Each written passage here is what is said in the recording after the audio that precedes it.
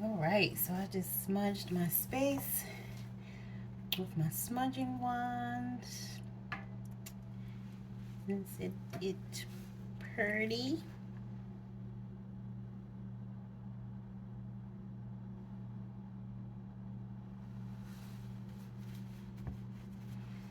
And my frankincense is still going, and I did my whole place. This is hot. So, the base is warm, but this is hot. And I'm touching it, but it's hot.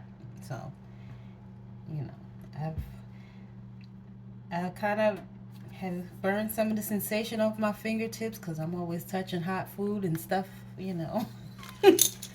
So I'm okay with it, but it is hot.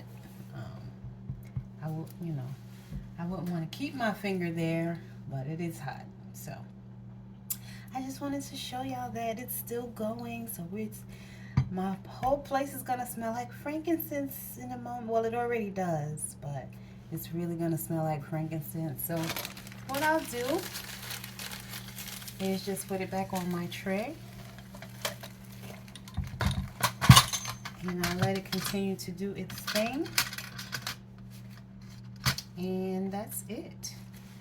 I'll put my wand back, and see y'all later.